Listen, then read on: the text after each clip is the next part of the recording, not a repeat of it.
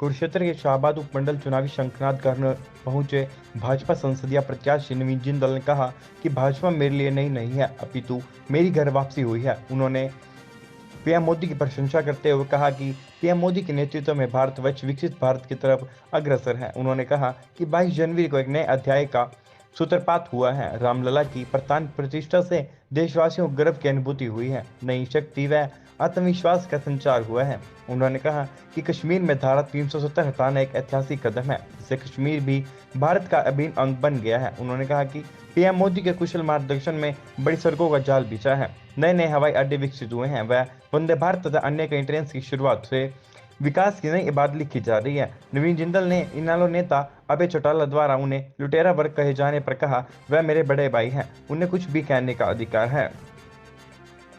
ये आज मैं आज शाहबाद आया हूँ और आप देख रहे हैं कि लोगों के अंदर जो है एक बहुत उत्साह है और लोगों ने बहुत गर्मजोशी के साथ स्वागत किया और बड़े बुज़ुर्गों ने बहुत अपना जो है आशीर्वाद दिया और सारे भारतीय जनता पार्टी के सभी नेता, सभी कार्यकर्ता, सभी जो है एकजुट होकर के सभी के मन में एक ही इच्छा है कि किस तरह से दोबारा जो है माननीय मोदी जी प्रधानमंत्री बने और एक बहुत बड़े बहुमत के साथ 400 सीटों के साथ जो है भारतीय जनता पार्टी की सरकार बने। तो लोगों में बहुत उत्साह है, सब जगह लोगों का बहुत आशीर्वाद मिल रहा है, तो इसके लिए मैं लोगों का बहुत बहुत आभारी हूँ। संकल्प पत्र के बारे में क्या? देखिए, संकल्प पत्र जो है जो भारतीय जनता पार्टी लेकर के आई है उसमें हर वर्ग का ख्याल रखा गया है और जो सपना माननीय मोदी जी ने हमें दिखाया है एक विकसित भारत का, तो विकसित भारत के उस सपने को साकार करने के लिए ये शपथ पत्र बना है जिसके अंदर हर वर्ग के लिए सौगात है। नवीन जी, आपको सुशील गुप्ता ने चैलेंज दिया खुले मंच पर बहस करने के लिए, उसके लिए क्या करेंगे? आप उद्योगपति भी हैं, 10 साल सांसद भी रहे हैं। देखिए, मैं बोलने में नहीं, मैं काम करने में विश्वास रखता हूँ और मुझे जो है यहाँ पर लोगों को कोई ज़्यादा अपने बारे में कोई बताने की आवश्यकता नहीं है। लोग जो है, जनता जो है वो सब जानती है, लोग मुझे भी जानते हैं, लोग उन्हें भी जानते हैं। तो इसलिए जो है वो जिस तरह की बातें वो भी या बाकी जो उम्मीदवार हैं वो मेरे बारे में जो बोलते हैं, मैं उस लेवल तक मैं नहीं जा सकता। तो मेरे वो सब जितने भी जो लोग चुनाव में हैं सबका स्वागत है, मैं सम्मान करता हूं और जो है वो अपनी बात वो कहें लोगों को, अपनी बात मैं कहूँगा और मुझे पूरा विश्वास है कि लोगों का आशीर्वाद मुझे मिलेगा, भारतीय जनता पार्टी को मिलेगा, माननीय मोदी जी को मिलेगा। 2 मई को क्या रहेंगे सर? नामांकन दर्ज कर रहे हैं 2 मई को खासतौर पर। जी, 2 मई को जो है हम कुरुक्षेत्र में मैं अपना नामांकन दाखिल करूंगा और आपके माध्यम से मैं सभी को उसके लिए मैं न्योता भी देना चाहूँगा कि सब लोग आकर के मुझे आशीर्वाद दें, हौसला अफजाई करें ताकि हम जाकर के एक बहुत बड़ी एक ऐतिहासिक जीत की तरफ बढ़ें। देखिए, कुरुक्षेत्र जो है ये मेरा घर है, कुरुक्षेत्र मेरा परिवार है और यहाँ पर जो है भारतीय जनता पार्टी ने, माननीय खट्टर साहब ने और हम जो है आज हमारा बड़ा सौभाग्य है कि मुख्यमंत्री भी जो है वो कुरुक्षेत्र से हैं। नायब सैनी जी जो है एक व्यक्ति आज कुरुक्षेत्र संसदीय क्षेत्र का व्यक्ति अपने आप को मुख्यमंत्री मानता है।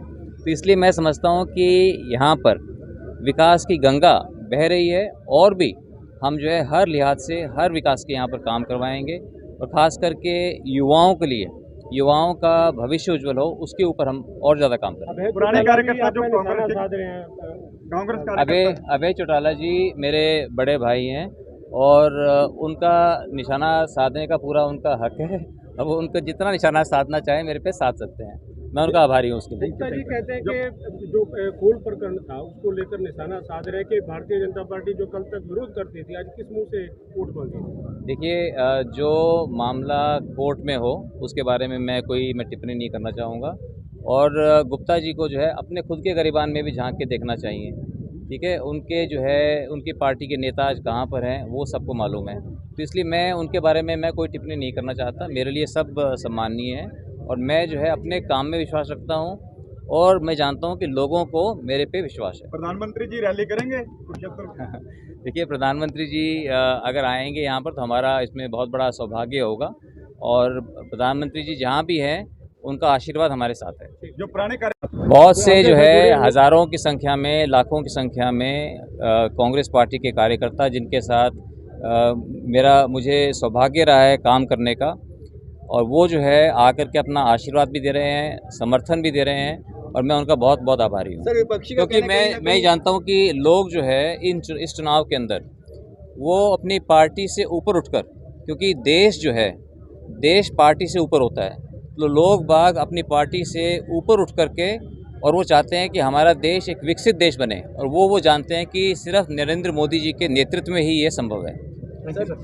पीछे को शुरू हो गया। देखिए, आदरणीय नवीन जिंदल जी लगातार पार्लियामेंट में यहाँ पर पहले भी 9 विधानसभा में मीटिंग की है। आज फिर उन्होंने शाहबाद में आदरणीय श्री कृष्ण बेदी जी, जो हमारे पूर्व में विधायक भी हैं और मंत्री भी रहे, उन्होंने आज रामा इसमें बैंक्वेट हॉल में आज मीटिंग की है। जिस प्रकार से देखो जनता का यहाँ जोश था वो अपने आप में देखने वाला था। आदरणीय नवीन जिंदल जी के प्रति, और मैं तो स्पष्ट कहूँगा कि आदरणीय प्रधानमंत्री नरेंद्र मोदी जी के प्रति लोग उनको किस प्रकार से देखने आ रहे हैं और किस प्रकार से लोगों के अंदर जोश है। इस प्रकार से प्रधानमंत्री नरेंद्र मोदी जी ने कहा कि अब की बार 400 पार, तो 400 पार होकर रहेगी। संकल्प पत्र जो बीजेपी का आया उस पर वोट मिलेगी पूरे देश। देखिए, संकल्प पत्र के अंदर हमने पूरा युवाओं को, महिलाओं को, सबको लेके हम साथ लेके चले हैं। और मैं गारंटी से कहूँगा जो प्रधानमंत्री नरेंद्र मोदी जी ने कहा है वो करके कहा है। उन्होंने कहा कि पूरे देश के अंदर थाली बजेगी तो थाली बजी, उनके दीवे जलेंगे तो जले, उन्होंने जो कहा राम मंदिर बनेगा तो बनेगा, 370 धारा तोड़नी तो तोड़ के रहे। तो जो भी उन्होंने कहा है तो वो होके रहेगा। ये मैं आपको अभय चौटाला कह रहे हैं कुरुक्षेत्र में 2 लुटेरे चुनाव लड़ रही हैं। नवीन जिंदल को बोला लुटेरा और सुशील गुप्ता को लुटेरा। देखिए, राजनीति, मैं तो कहूँगा प्रजातंत्र है, राजनीति बहुत ही अच्छे स्वर में, अच्छे भाषा में करनी चाहिए। और मैं अनुरोध करूँगा सभी को मिलकर अपनी बात रखनी चाहिए कि मैं पार्लियामेंट का इलेक्शन लड़ रहा हूँ, मैं आने वाले 5 वर्ष में ये कार्य करूँगा, इसके ऊपर इलेक्शन होना चाहिए। और मैंने पहले क्या कार्य किए उसके बारे में, भारतीय जनता पार्टी ने 10 वर्ष में क्या कार्य किए उसके बारे में, उसको लेकर हम सबको इलेक्शन लाना चाहिए। एक दूसरे के ऊपर उंगलीबाजी नहीं उठानी चाहिए। तो लोकसभा के अंदर आदरणीय नवीन जिंदल जी 10 वर्ष पहले भी सांसद रहे हैं और फिर दोबारा यहाँ से लोकसभा का यहाँ से इलेक्शन लड़ रहे हैं। हमारे मुद्दे यही है कि हमने किस प्रकार के डेवलपमेंट को लेकर, हमारा विजन क्लियर है, किस प्रकार से हमने कुरुक्षेत्र को बढ़ के मानचित्र पर लेके जाना है, किस प्रकार टूरिज्म को लेके आना है, क्या हम सेंट्रल गवर्नमेंट से हम ले सकते हैं। प्रधानमंत्री नरेंद्र मोदी जी का भी क्लियर विजन है किस प्रकार से। देखिए, आज इंफ्रास्ट्रक्चर पूरे देश के अंदर तैयार किया है। 152 डी, हम देखो किस प्रकार से 4 घंटे में आप जयपुर पहुंच जाते हैं। हरिद्वार के जाना होता था 5-5 घंटे हम हरिद्वार जमुनानगर में रुके रहते। तो ऐसा इंफ्रास्ट्रक्चर अगर किया है तो प्रधानमंत्री नरेंद्र मोदी जी ने, चाहे वो रेलवे का देख सकते हैं, चाहे वो क्या आप रोड इंफ्रास्ट्रक्चर देखते हैं, कोई भी इंफ्रास्ट्रक्चर देख सकते हैं, उसके अंदर प्रधानमंत्री नरेंद्र मोदी जी ने बहुत बड़े डिसीजन लिए है, देश के लिए डिसीजन लिए है। किस प्रकार से मैं कहूँगा यूक्रेन के अंदर युद्ध हो रहा था, युद्ध को रुकवा कर और किस प्रकार से अपने बच्चों को बाहर लेके आए, ये एक बहुत बड़े डिसीजन होते हैं देश के लिए। 370 धारा तोड़ना, ये भी एक बड़ा डिसीजन था। तो उन्होंने पार्लियामेंट में स्पष्ट कहा प्रधानमंत्री नरेंद्र मोदी जी ने कि अभी मैंने बहुत बड़े बड़े डिसीजन लेने हैं, ये स्पष्ट पार्लियामेंट के अंदर कहा। तो वो आने वाले समय में जो मोदी जी कहते हैं वो करके दिखाते हैं। देखिए, मैं सर्वप्रथम पूर्व में मुख्यमंत्री रहे आदरणीय मनोहर लाल जी का धन्यवाद करता हूँ। कोई आदमी अपनी गली का भी, मोहल्ले का भी प्रधान बनता है, कोई काउंसलर बनता है, कोई सरपंच बनता है, वो भी कुर्सी नहीं छोड़ता।